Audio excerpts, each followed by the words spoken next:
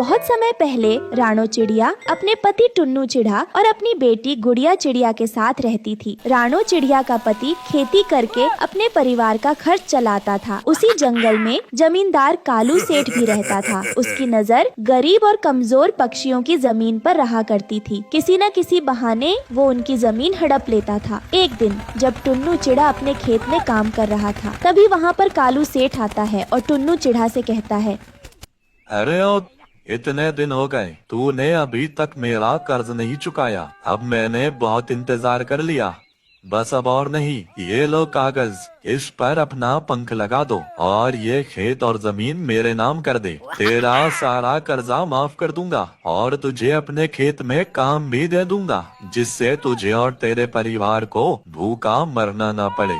आप किस कर्ज की बात कर रहे हैं सेठ जी? मैंने कब आपसे कर्ज लिया है? मैंने तो आज तक आपसे कोई कर्ज लिया ही नहीं है। फिर मैं अपना खेत आपके नाम क्यों करूं? सुबह सुबह आप में चढ़ा रखी है क्या? जाइए यहाँ से, मुझे बहुत काम है मेरे खेत में।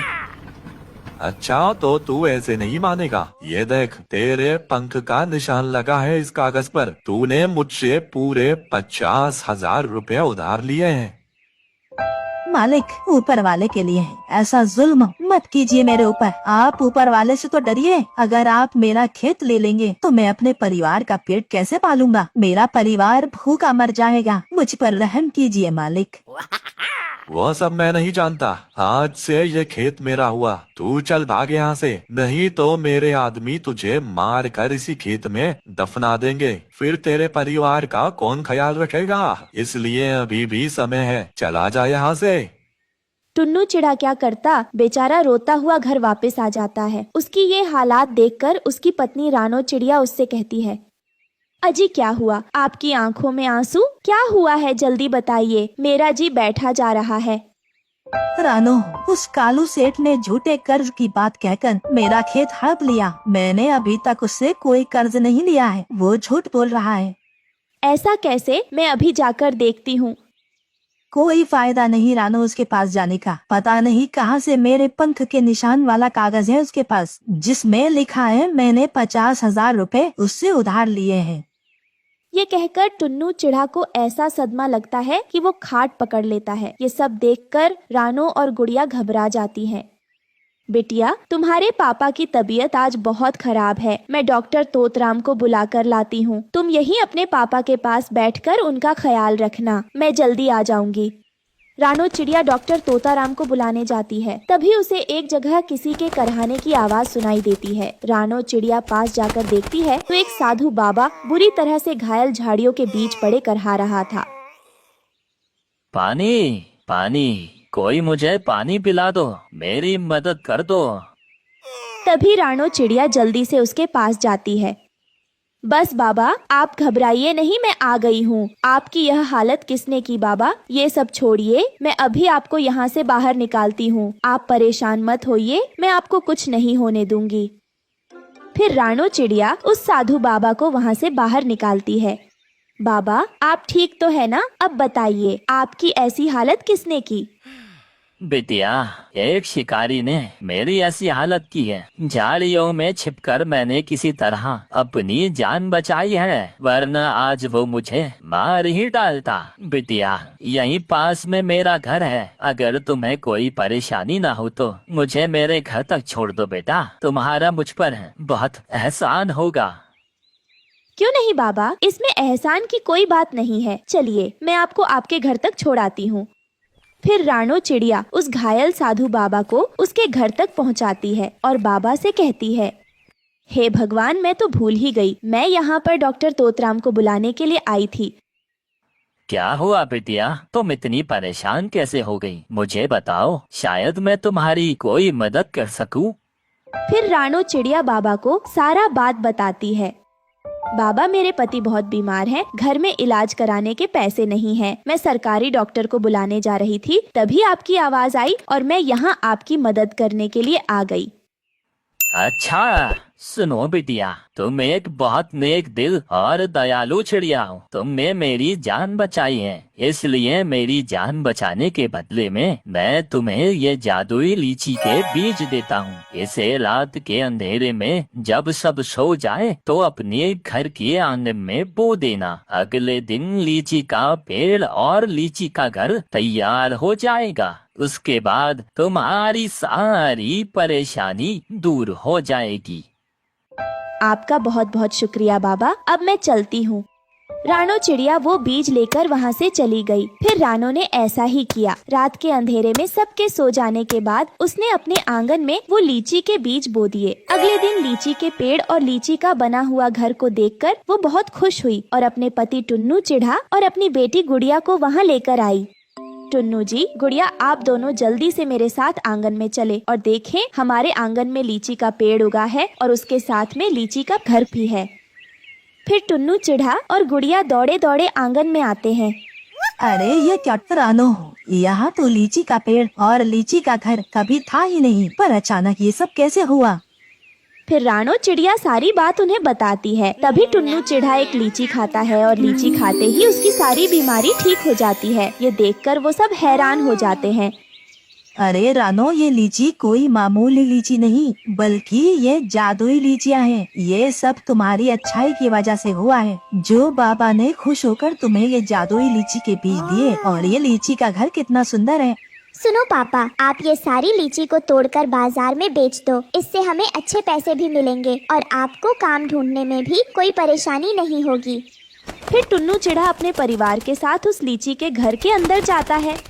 अरे वाह, ये घर तो बहुत सुंदर है और इस घर के अंदर हमारे जरूरत की सारी चीजें मौजूद भी हैं। सच में ऊपर वाले ने हमारी सारी परेशानी दूर कर दी। फिर टुन्नू चिड़ा झटपट सारी लीचियों को तोड़कर बाजार में बेच देता है और उसकी अच्छी कमाई होने लगी। और फिर उस दिन के बाद से वो लीची बेचकर अपने परिवार के साथ खुशी खुशी रहने लगा। तो दोस्तों, इस कहानी से हमें यही सीख मिलती है कि घायलों की सेवा करनी चाहिए, उनकी मदद करनी चाहिए। किसी गांव में रानो चिड़िया अपनी बेटी गुड़िया के साथ कालू कौवे और गौरी कौवी के घर में नौकरानी का काम करती थी। वो दोनों कौवा कौवी बहुत ही लालची और धोखेबाज पक्षी थे। वो दोनों रानो चिड़िया और गुड़िया से दिन रात मजदूरों की तरह काम करवाते थे। दोनों माँ बेटी अपनी इस जिंदगी से बहुत ज्यादा परेशान थे, लेकिन उनके पास कोई दूसरा रास्ता नहीं था। इसलिए वो दोनों मजबूरी में कालू और गौरी के अत्याचार बर्दाश्त कर रही थी। उधर कालू कौवा पक्षियों से उधार पैसे लेता था। धीरे धीरे उस पर बहुत ज्यादा कर्ज हो जाता है और फिर एक दिन उनके घर पर भुल्ला चील अपने साथियों के साथ अपना कर्ज मांगने आता है। सुन तालू कौवे, आज इतने दिन हो गए, लेकिन तुम दोनों पति पत्नी ने अभी तक मुझे एक फूटी कौड़ी भी नहीं दी। मैं तुम्हें एक हफ्ते का समय देता हूँ। अगर मुझे मेरे पैसे नहीं मिले तो मैं तुम दोनों को जान से मार दूंगा, याद रखना। उसके बाद वो चील वहाँ से चला जाता है। उस चील की धमकी सुनकर कालू और गोरी की हालत खराब हो जाती है। हमें किसी भी तरह पैसों का बंदोबस्त करना होगा। वो पक्षी बहुत ही खतरनाक है। अगर हमने उन्हें पैसे नहीं दिए तो वो सच में हमें जान से मार देंगे। हाँ भाग्यवान, तुम बिल्कुल ठीक कहती हो। पैसों का इंतजाम करने के लिए हमें कोई न कोई उपाय सोचना ही होगा। हम इन दोनों माँ बेटी का इस्तेमाल करके पैसे का इंतजाम करेंगे। फिर अगले दिन कालू कौवा और गोरी कौवी रानो चिड़िया और उसकी बेटी को काली पहाड़ी पर जाने के लिए कहते हैं, क्योंकि वहाँ के रहने वाले पक्षियों का मानना था कि उस पहाड़ी के पास बेशकीमती मोती है। सुनो रानो, तुम अभी के अभी उस काली पहाड़ी के पास जाओ और हमारे लिए वो बेशकीमती मोती लेकर आओ, जिसे बेचकर हम अपना सारा कर्जा चुकाएंगे। मालिक, लेकिन मैं वहाँ कैसे जा पाऊंगी? आपको पता है ना, वहाँ पर खतरनाक। बस बहुत हो गया तुम्हारा नाटक, हम कुछ नहीं जानते। चुपचाप से तुम वहाँ जाओ, वरना तेरी इस बेटी को मैं जान से मार दूंगा। बेचारी रानो चिड़िया के पास कालू कौवे की बात मानने के अलावा और कोई रास्ता नहीं था। वो काली पहाड़ी पर जाने के लिए निकल जाती है। कुछ देर उड़ने के बाद वो पहाड़ी पर पहुंच जाती है, लेकिन उसे वहां पर बेशकीमती मोती नहीं मिलते। वो वापस घर आ जाती है, लेकिन कालू और गोरी उसे डरा धमकाकर दोबारा काली पहाड़ी पर भेज देते हैं। लेकिन इस बार रानो चिड़िया का सामना खतरनाक जानवरों से होता है, जिन्हें देखकर वो बुरी तरह डर जाती है। हे भगवान, ये क्या? ये जानवर यहाँ कैसे आ गए? मुझे यहाँ से किसी तरह निकलना होगा, वरना मैं इनका शिकार बन जाऊंगी।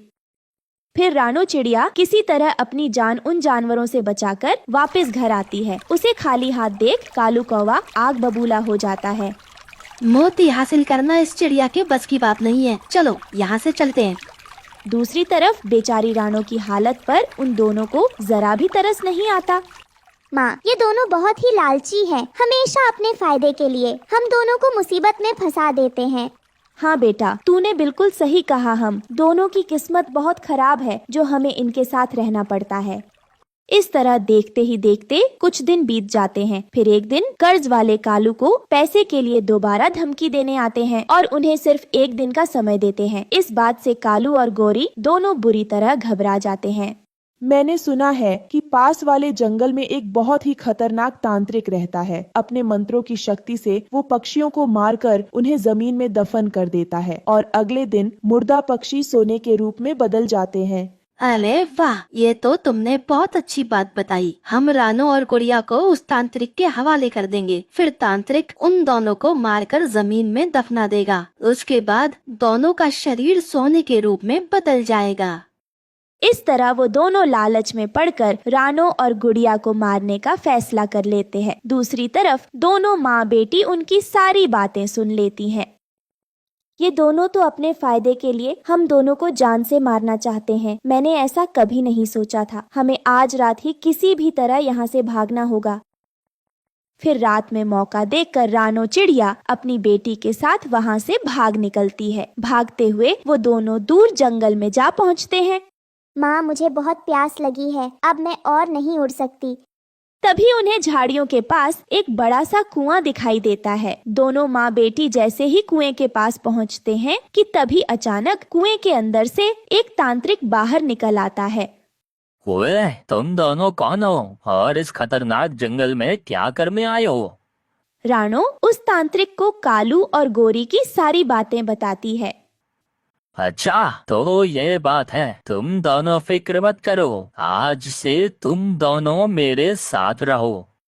फिर तांत्रिक उन दोनों को अपने जादुई स्ट्रॉबेरी घर में ले आता है। उस विशाल स्ट्रॉबेरी घर को देखकर रानो और उसकी बेटी बहुत खुश होते हैं। सच में ये स्ट्रॉबेरी का घर तो बहुत सुंदर है। फिर तांत्रिक अपने जादू से वहाँ पर एक और स्ट्रॉबेरी का घर बना देता है। रानो चिड़िया, ये लो, ये जादुई स्ट्रॉबेरी का घर आज से तुम दोनों का है। इस घर में तुम्हारी जरूरत की चीजें मौजूद हैं। अब तुम्हें परेशान होने की कोई जरूरत नहीं। तांत्रिक की बात सुनकर रानो चिड़िया अपनी बेटी गुड़िया के साथ उस स्ट्रॉबेरी घर के अंदर जाती है और उसमें रहने लगती है। ऐसे ही कुछ दिन बीत जाते हैं। रानो चिड़िया अपनी बेटी के साथ नदी पर सैर करने आती है। तभी कालू और गोरी उन दोनों को देख लेते हैं। फिर वो दोनों उनका पीछा करते हुए जादुई स्ट्रॉबेरी घर तक पहुंच जाते हैं। यह जादुई स्ट्रॉबेरी का घर तो बहुत ही कमाल का है। इस घर की शक्तियों के जरिए हम बहुत धनवान बन सकते हैं। हमें किसी भी तरह इस घर को अपने कब्जे में लेना होगा। उस समय तांत्रिक कहीं बाहर गया हुआ था। रानो और गुड़िया घर पर अकेले थे। तभी कालू और गोरी घर के अंदर घुस जाते हैं। उन दोनों को अचानक देख माँ बेटी घबरा जाती है। तुम दोनों ने क्या सोचा था? इतनी आसानी से हमारी चुंगल से निकल जाओगे? अब तुम दोनों को मारकर हम इस घर पर अपना कब्जा कर लेंगे। चलो, मरने के लिए तैयार हो जाओ। ये कहकर वो उन दोनों को मारने के लिए आगे बढ़ता है। तभी तांत्रिक वहाँ पर आ जाता है। रुक जाओ कालू कौवे, बस अब बहुत हुआ। तुम दोनों बहुत ही ज्यादा बुरे हो। अब मैं तुम दोनों को ऐसी सजा दूंगा जिससे तुम दोनों को तुम्हारी नानी याद आ जाएगी। फिर अगले ही पल उस जादुई स्ट्रॉबेरी घर के अंदर से एक तेज रोशनी निकलती है और वो कालू और गोरी को स्ट्रॉबेरी के रूप में बदल देती है। फिर तेज हवा के झोंके के साथ वो दोनों स्ट्रॉबेरी हवा में उड़ते हुए वहाँ से दूर जंगल में चली जाती है। इस तरह कालू कौवे और गोरी कौवी को उनके की सजा मिल जाती है। उस दिन के बाद से रानो चिड़िया अपनी बेटी गुड़िया के साथ स्ट्रॉबेरी के घर में खुशी खुशी रहने लगती है। गुड़िया अपनी माँ रानो चिड़िया के साथ रहा करती थी। उनके पापा के न होने के कारण घर में किसी मर्द का सहारा नहीं था। रानो खेती में अनाज की छंटाई का काम करती और बचा कुचा अनाज घर ले जाती। उसी से वो अपने परिवार का पेट भरती। कुछ समय बीत जाता है। रानो चिड़िया की सेहत अचानक बिगड़ जाती है, जिससे वो काम पर नहीं जा पाती। उनकी ऐसी हालत देख आस पड़ोस के पक्षियों से जितना बन पड़ता उतना गेहूँ देकर उनकी मदद किया करते थे। एक दिन गुड़िया बेटी ने माँ से पूछा, माँ रोटियाँ बना दूँ? मटके में गेहूं पड़ा हुआ है जिसे छांटना है। मैं साफ कर दूंगी माँ, मैं उसी की सफाई के लिए जा रही हूँ। पर माँ गेहूं में बहुत कंकर हैं, सफाई करने में 1 घंटा लग जाएगा। आधे से ज्यादा तो कंकर और गेहूं तो ना के बराबर होता है। ये किसने ऐसा गेहूं दिया है?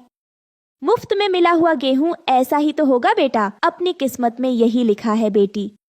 तभी दरवाजे पर ढोल बजाते हुए एक बाबा आए। गरीबों की सुनो, वो तुम्हारी सुनेगा। तुम 1 पैसा दोगे, वो 10 लाख देगा। बाबा हमारे पास कुछ नहीं, आप अगले घर जाइए। दहलीज पर आए हुए बाबा को खाली हाथ नहीं भेजा करते। जो है वह दे दो बेटी। माँ बेटी के मना करने पर भी बाबा जी वहाँ से नहीं हिले। इसलिए गुड़िया ने अपनी माँ से कहा, माँ हमारे पास जो है उन्हें देंगे तो उन्हें खुद समझ में आ जाएगा। फिर गुड़िया कंकर से भरा हुआ गेहूं वो बाबा को देने जाती है। ये देख बाबा गुड़िया चिड़िया की ओर देखते रहे। बाबा हमें क्षमा कीजिए, हमारे पास इसके अलावा और कुछ नहीं, इसीलिए हम आपको देने से मना कर रहे थे। हमें गलत मत समझिए। कोई बात नहीं बच्चा, क्या हुआ, पुण्य खाली नहीं जाता। ये लो तुम्हारे लिए ये बक्सा। ऐसा कहकर बाबा जी ने एक बक्सा वहाँ प्रकट किया। इस बक्से में तुम जो भी डालो, जो भी मांगो, वो तुम्हें मिलेगा। ऐसा कहकर ढोल बजाते हुए बाबा वहाँ से चले गए। गुड़िया को कुछ समझ में नहीं आया। उसने वो बक्सा उठाया और अंदर ले गई और अपनी माँ से कहा, माँ उन्होंने कहा जो है वो डालो, जो चाहो वो पाओ। इसका मतलब मुझे नहीं समझ आया। क्या पता बेटा। उसके बाद गुड़िया ने मटके से गेहूं निकालकर उसे साफ किया और माँ से कहा, माँ आज मुझसे जितना बन पड़ा मैंने गेहूं की सफाई कर दी और मुझसे नहीं होगा, बाकी मैं कल करूँगी। सफाई किए हुए गेहूं मैं इस बक्से में डाल देती हूँ। ऐसा कहकर गुड़िया ने उसके बक्से में जैसे ही गेहूं डाला, उसमें से रोटी बनकर बाहर निकली। यह देखकर दोनों को यह समझ में आया कि जो बाबा घर पर आए थे वो कोई साधारण नहीं बल्कि मायावी बाबा थे। उन दोनों ने पेट भरकर रोटियां खाईं और बाबा जी को मन ही मन धन्यवाद प्रकट किया। लेकिन यह खुशी उनके पास ज्यादा दिन तक नहीं थी। उनके पास जितना गेहूं था वो खत्म हो गया। माँ हमारे पास जितना गेहूं था सब खत्म हो गया। मैं खेत जाकर गेहूं की छटाई कर आती हूँ, थोड़ा गेहूं मिल जाएगा। बेटा अब फसल की कटाई हो गई है, उस जमीन पर अब कुछ नहीं मिलेगा। अब वहाँ भेड़ बकरियां घूम रही होंगी। अब हम क्या करें माँ? ऐसा कहकर गुड़िया उदास होकर बैठ गई। तभी उसे बाबा जी की कही हुई बातें याद आई, जो होगा वो डालो, जो चाहो वो पाओ। तुरंत गुड़िया ने उठकर उन कंकर को उस मशीन में डाल दिया। तभी माँ वहाँ आई। अरे पगली, ये क्या कर रही है तू? वो ऐसे बोल ही रही थी कि उस मशीन में से रोटियां बाहर निकलने लगती हैं। माँ इसका मतलब हम इसमें जो भी डालेंगे तो उसके बदले में हम रोटियां ही मिलेगी। माँ हमें अब कुछ नहीं करना पड़ेगा। हम इसमें कंकर भी डालेंगे तो उसके बदले में हमें रोटियां ही मिलेगी। हम रोटियों को बेचकर घर चला सकते हैं। हाँ, ये बढ़िया सोच है। उसके अगले ही दिन से वो दोनों रोटियां बनाकर बेचना शुरू करती है। उनकी रोटियों का स्वाद बहुत ही अच्छा होने के कारण उनके पास पक्षियों की भीड़ लगने लगी। धीरे धीरे उन लोगों ने बहुत पैसा कमाया। ये सब उस जंगल में रहने वाले कालू कौवा से देखा ना गया। ये गरीब माँ बेटी रोटियां बेचकर इतना कैसे अमीर हो सकती हैं? कुछ तो दाल में काला है। आज रात पता लगाता हूँ। कालू रात होते ही राणो के घर की खिड़की से झांककर देखने लगता है। माँ कल के लिए मैंने ये कंकर लाकर रख दिए हैं। कल सुबह रोटियाँ बेचने हमें जल्दी चलना है। कंकर से रोटियां? कुछ समझ नहीं आया। कालू बेटा, यहाँ पूरी दाल ही काली है।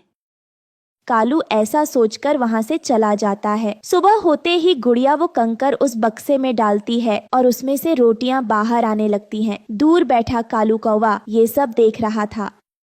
अब आया ना ऊंट पहाड़ के नीचे। मुझे कैसे भी ये जादुई बक्सा चुराना होगा और मैं फिर घर बैठकर रोटियां तोड़ूंगा। कालू अपने घर जाकर जादुई मशीन चुराने का प्लान बनाने लगा। वहीं दूसरी तरफ रोटी ले लो, गर्मा गर्म रोटियां ले लो, ताजा ताजा आटे की रोटियां ले लो। कुछ ही देर में उनकी सारी रोटियां बिक जाती हैं और वो अपना ठेला लेकर घर चली जाती है। ठेले को पेड़ के पास खड़ा करके जब अपने घोंसले में आती है तो अपना सर पीट लेती है। हे ऊपर वाले, हमारे घर किसने चोरी की? कौन हमारा बक्सा चुरा कर ले गया? कितने दिनों बाद हमारे घर खुशियाँ आई थी और वो भी कोई चुरा ले गया। माँ, आप परेशान ना हो, वो बाबा का जादुई बक्सा कहीं नहीं जाएगा, वो हमें जरूर वापस मिल जाएगा। अब मैं इसमें कंकर डाल देता हूँ और फिर मजे से रोटियां खाऊंगा।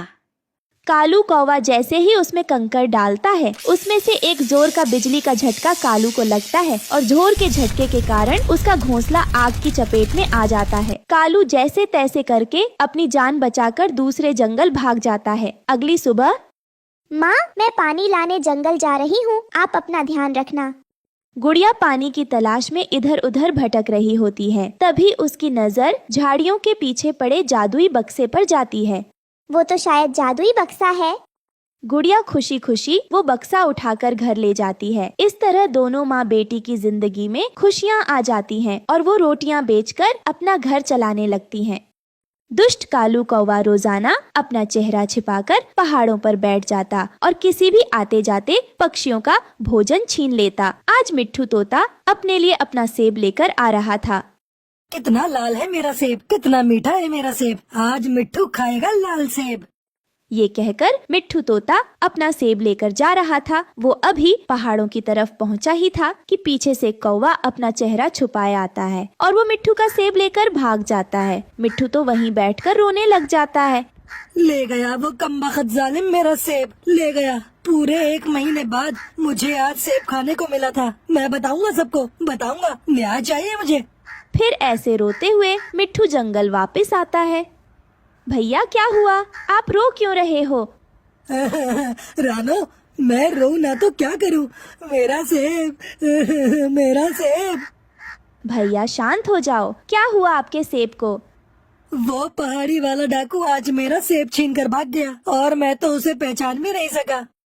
भैया ये लो, आप ये दाना खा लो और शांत हो जाओ आप। देखना, एक ना एक दिन वो जालिम जरूर हमारे हाथ पड़ेगा।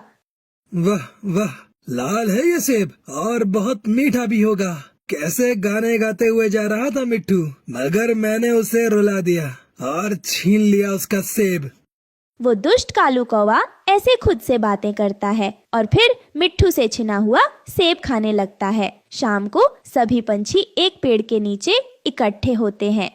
कल लाडो का भोजन छीन लिया उस जालिम ने और आज मिट्ठू का सेब छीन लिया। अगर ऐसे ही चलता रहा तो कोई भी नहीं बचेगा हम में से। मैं तो जब भी भोजन लेकर उस रास्ते से गुजरता हूँ तो मुझे तो बहुत डर लगता है। दूर से कालू कौवा भी पक्षियों को इकट्ठा देख लेता है। मुझे वहाँ जाना होगा, अगर ना गया तो सब मुझ पर शक करेंगे और मैं पकड़ा जाऊंगा। फिर कालू कौवा दूसरे पक्षियों के पास जाता है और वहाँ जाते ही जोरों से रोने लग जाता है। मिठाई, मेरी मिठाई, मेरी मिठाई भी छीन ली उस जालिम ने और मुझे बहुत मारा, मगर मैंने शोर नहीं मचाया, क्योंकि अगर मैं शोर मचाता तो वो मुझे जान से